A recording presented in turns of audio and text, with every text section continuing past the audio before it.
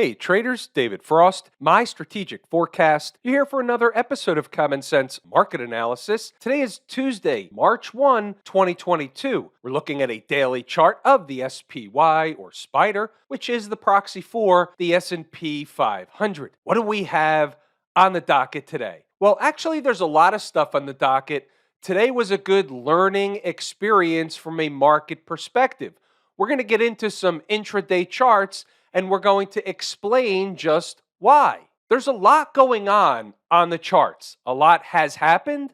It's setting up for a lot more to happen. The question is the more on the upside or the more on the downside? So let's talk about both for a moment, and then we'll drill down into the charts, and the charts will tell the tale. So here's the situation. So basically, the market puts in a reversal low last week, has a two-day monster rally, and then has a two-day eating time off the clock in pullback formation. Item number one is, from a reversal perspective after the fact, that's garden variety, normal kind of stuff. This isn't exactly the look of a failure. Forget the fact that the market's down a lot. Forget the fact that there's a lot of stuff going on. I'm just saying, from the last several days, from the reversal low to the recent top yesterday, this is not necessarily the makings of a failure. At present, it's more of a pullback scenario. One of the reasons I say that is because the market had every opportunity to fail. It had every opportunity to go lower. When we get into some other charts, I'm going to show you what exactly happened, and then you're going to scratch your head and say, hey, wait a minute. Maybe there's something more to this stuff. There's a big time wall of worry out there. You got the Russia-Ukraine thing. You got the State of the Union speech tonight. Who knows what Biden's going to say? And further that, forget about what he says. Is the market going to interpret something he says one way or the other? That's another brick in the wall of worry. What's the Fed going to do? Are they going to raise interest rates? Are they going to get scared away? Are they painted in a corner? And I meant to say corner. Maybe that was a Freudian slip and said quarter for quarter point rate hike. Here's the way I'm looking at it. I think if they don't raise rates, they have no balls. 50 basis points is probably too much for the market to take at this point in time. 25 seems like at least they're standing their ground, and it's like a cursory raise. All right, let's get back to the daily chart. So what do we really have going on here? First, we can always have a failure on this chart. So when you look at this and you say, well, maybe it's just a pullback. Maybe they're going to have another rally higher into the moving averages. That's possible. That's one of the scenarios. It's one of the possible schematics. But the other schematic is, and always on the table right now, is the ultimate failure. They get below the Irene. This is the new Irene number. They get below Irene and all bets are off. We're talking weekly close, not necessarily on the day. Could be a fake out operation on a day. And I'm not saying they're even going to get down there anytime soon. But this is the umpire calling balls and strikes. What if they were down there? Well, here's what we have to watch out for. A weekly close below this low. This is Irene. Irene is the gateway to a minimum target. This isn't really the target. It's a minimum target of the 100 period moving average, 390. It's a round number. It's good for a free video. We don't have to worry about any of that stuff until that takes place. And again, the other side of that is we're in a pullback situation. This reversal holds. It's a good reversal, a lot of volume, institutional participation. So after a pullback, this is the digestion phase. Let's just say it does this for another couple days, something in that neighborhood. What have you had? How about a bull flag pattern setting up for a move into the moving averages, 445, maybe higher? That really gets activated above yesterday's high. 240 chart. Might want to fire up some sticky notes. So here's what we're looking at. We're looking at the most recent breakup candle low, 427.86. Low in this candle, 428.28. Low in this candle, 427.11. They spiked the low, ran the test, bounced back up in the other direction. If you just look at this 240 chart, have they just eaten time off the clock, ran a test of the most recent breakup candle low, and held the low? And the answer is yes. As long as they hold the low, that's a bullish development on this chart. Trading below the low, closing a 240 candle below the low, opens the door for other stuff. But at present, that's what we have. 120 chart, same routine, same situation. 427.86 is the low. They tested it pretty much 3 candles today, busted the low, reversed back up in the other direction. Again, same scenario. Have they just eaten time off the clock inside of this breakup candle low, tested it, bounced back up, or have begun to bounce back up in the other direction? And the answer is, at present, that is what's going on. Open Wednesday below that low, and something else is developing, and inside the number, members will have a beat on exactly what that is, including the numbers at their disposal. I want to mention something else. We've seen wide swings in both directions. It's expected. I say it all the time. But here's the point. Because of the span of points, the expansion in volatility, we were up here, we were down here, we've got tremendous candles, we have intraday ranges of well over 150 S&P handles. So when you see a range like this where the high of day is 437 and the low of day is 427, another 100 S&P handle day, it's not that out of the norm. We have a reset of normal kind of stuff while volatility is in expansion mode. The numbers are wider. The moves are wider. But, and here's the ultimate point, the market is still doing the same thing that it does over and over and over again. Can you find what it's doing on any particular chart is the question. We just looked at two, the 240 and the 120 charts as an example. The daily chart, we're eating time off the clock. Also, inside of the breakup candle low, same low, 427.86. They ran a test, bounced off of it. As long as they stay above that low on daily closes, 240 closes, 120 closes, all that stuff, then that is a bullish development no matter what the media says. I'll give you another one. Here's an hourly chart, but that's not the point. Here's the point.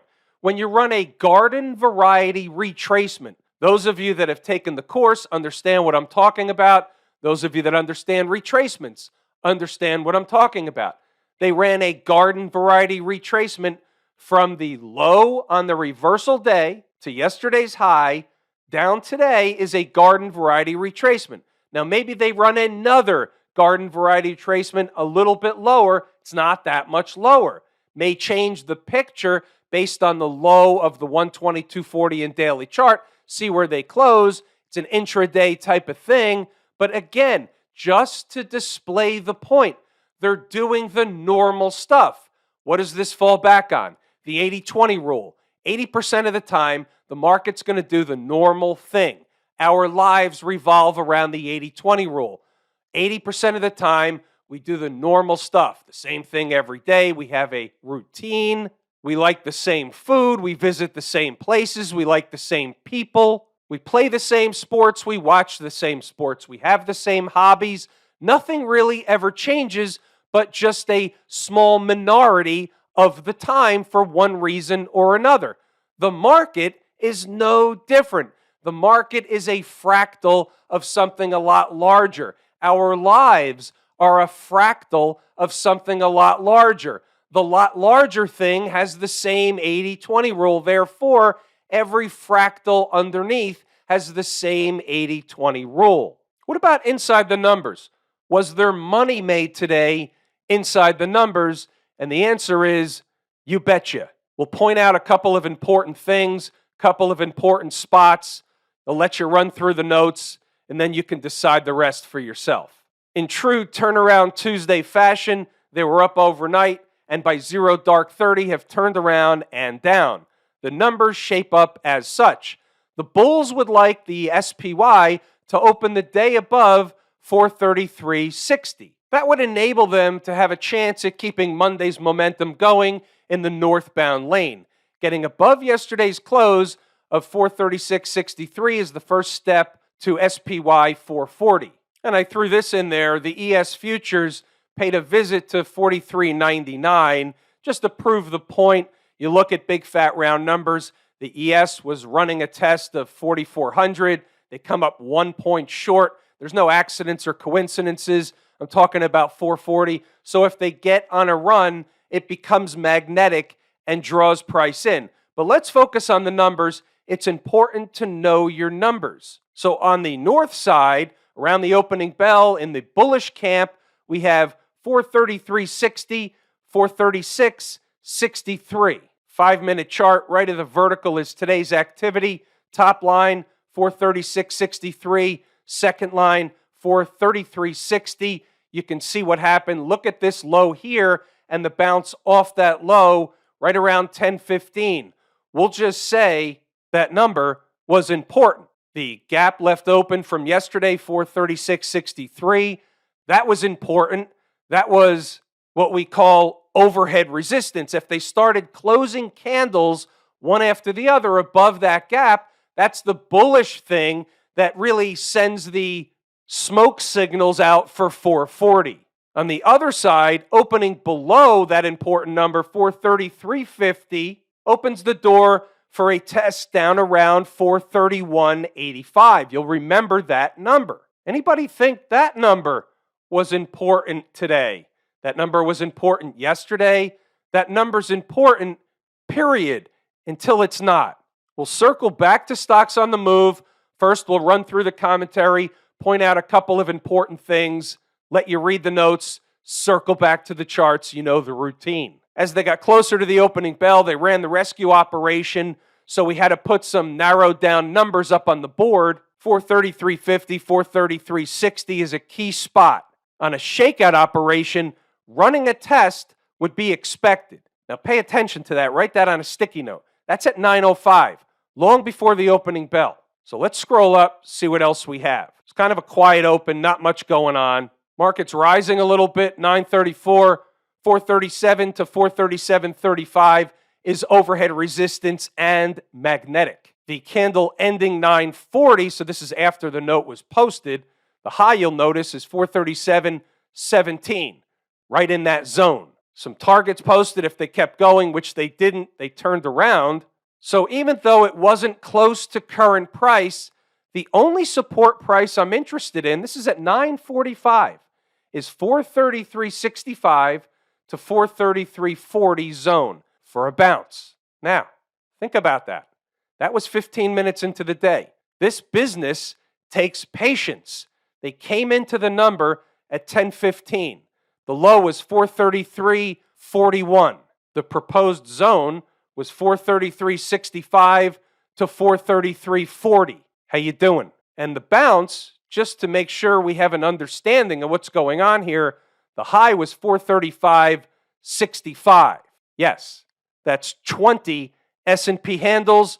Traders got whatever they wanted. Let's continue on as the notes go and as the day goes. Like I said, they were quiet. In order for something to get going, they need to begin trading away from the flat line. That ultimately happened, but you have to wait. You have to have patience. Now they're moving. 433.50, give or take, is a target, magnetic, and support for a bounce if reached sooner than later. You can't be any more clear than that. That's a trade. 10:04, still 433.50, give or take, is magnetic and should provide a bounce back in the other direction. And then what happened? By 10:12, finally, the whole thing was done, underway, booking profit already. You get the picture. Traders in the live room participated. Traders from inside the numbers participated. There was a lot of participation. Now you know where overhead resistance is, yada, yada, yada. And it's official, nice trade. The rest is trader's choice. 435 is resistance, then 435.80, give or take. Where did they go to? Right into the resistance zone. 435.65.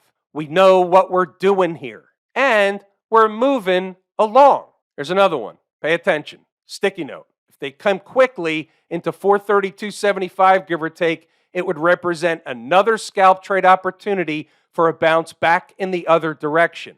This line here, the second one from the bottom, 432.75. What'd they do? Came into it, bounced back in the other direction. The high here, 434. What does that represent? About 12, 13 S&P handles. You got it? And we're moving along.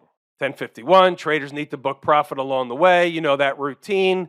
So I took a break and then came back, 11:45. The target, which is magnetic and also was on the board yesterday, 429.70 to 429.20, give or take. It's a zone. This is 11:45. What happened here? Here's 11:50. This is down at 12:15. They came into the zone. They bounced away from the zone. How many points? 432 from below 430 in the 429s. Again, another 20 some odd S&P handle potential. How you doing? We're moving along. They did the thing, yada, yada. Read the notes. Go back to the chart to double check the work. I'm just going to scroll up into the end of the day. Again, if you're interested and are active in the market during the trading day, then it behooves you to pay attention, see if this is something that can benefit you monetarily during the trading day. That's the point. Stocks on the move. What do we have today?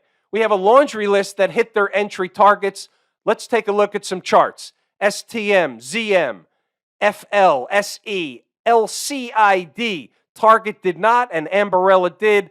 Let's go to the videotape. ST Microelectronics, 4030 on the board.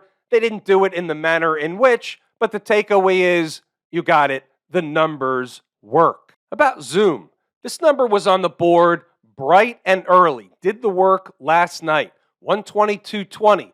They don't do the number. They don't do the number. What do they do? Into the closing bell, they do the number. Now, that certainly falls in the category of not in the manner in which we prefer, but the numbers work. Tell me that's not remarkable. Foot Locker, low in this candle, 29.95, bounces away, takes this off the board, never gets to the second number, no trade. This is called front running, or it's called having the number wrong. You decide. SE, this one came up short, bounced away, did the thing, bounced away, tremendous bounce. Then it came into the second number. But by that time, it's late in the morning and they did the same routine at the second number. The third number worked, but at that time, who's even watching SE anymore? If there were, and traders took advantage of it, great. The numbers work. They don't do it in the manner in which sometimes they do. We're at the mercy of how, but the numbers work. That's 2/3 of the battle. Lucid Group, the number worked. 2404 on the board bright and early. Need I say more? That was, quote unquote, an important spot. Ambarella, the numbers didn't work. They kind of creeped into every number. However, nevertheless, even though this little zone down here around $100 kind of worked a little bit for a minute, but it really didn't work. So we're going to classify this one in the shitburger camp. It happens sometimes, doesn't happen a lot, but here's one. What's going on over in Camp IWM? Anything we need to discuss? Anything different than what took place in the SPY? And the answer is not really. The intraday charts did a similar thing, but they didn't get to their lows. Is that bullish? Will they get there tomorrow? We don't know the answer to that. All we know is the IWM is my favorite market leading indicator, and on a relative basis, they didn't get as low in terms of the breakup candle lows that the spider got to, but on the flip side, they were down more than the spider today. So we've got something cooking. It's a puzzle piece. It's on the table. We just don't know exactly where it fits yet. That's why we need more time. Time is more important than price. Time will clear up what's going on the charts one way or the other. I want to bring this up again because it doesn't look the same as the SPY. Just to compare and contrast. The SPY has this big tail. I can make a better case that that's a better low than what shows here in the IWM. In the IWM, you don't have the tremendous spike in volume, and you really have a more definable bear flag pattern working. We need to be aware of this. This is a puzzle piece. It's on the table. Remember, we're the umpire calling balls and strikes. You have a tail, but you don't have the same characteristics of the S&P 500. It's interesting. What about the folks down at the transportation department? Into the moving averages. They have to get above the moving averages to get going in the northern direction. If they start getting below 14,750, there's going to be trouble in paradise for the transportation department. They're going to be running out of gas. For now, eating time off the clock inside or just underneath those moving averages isn't the end of the world. Time is more important than price. Maybe they just need to eat some time off the clock to get on through. Getting below 14,750, give or take, that's going to be trouble. So there's both sides of the coin, umpire, balls and strikes. Weekly chart, bear flag pattern underneath moving averages, tail candle, not the same as the SPY, meaning in terms of the accompaniment of volume we're watching. This is puzzle piece stuff. Everything's on the table. Cues, better tail, not the same volume, but better volume. Tested a 100-period moving average. This one looks more like the S&P 500 than the other stuff. Daily chart, similar to same routine as the S&P. Remember, we're in that all the same market type environment. If you get a big drop, they're all going to drop. If you get a big pop, they're all going to pop. That's just the way it works. Not always to the same magnitude, but always in the same direction. Nothing new really to add for the Q people. How about the XLF? The financials were smoked. Rising interest rates, a down market, and we'll throw in a third prong tonight, which is the whole Russia situation. We have companies across the globe all of a sudden saying they're not going to do business in this region with Russia anymore. So that's going to involve and it's going to suck in the banking system. I don't think anybody's sure exactly how that's all going to unfold. Banks are under pressure. That's all we need to know. We don't need to know the excuse behind the movement. It's nice to know sometimes. Makes for good coffee talk, but we don't really need to know.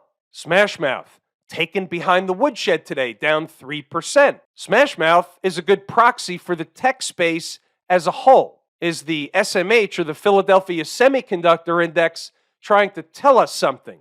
It's possible. It's a puzzle piece. It's on the table. Where does this thing get into trouble? Somewhere before the Irene low. 253. Start getting below 253, no good. Have I told you how much I appreciate each and every one of you? Without you, these videos are not possible. That is true and accurate information. We're pulling the ripcord here today. I'm David Frost, my strategic forecast. Thanks again for tuning in to another episode of Common Sense Market Analysis.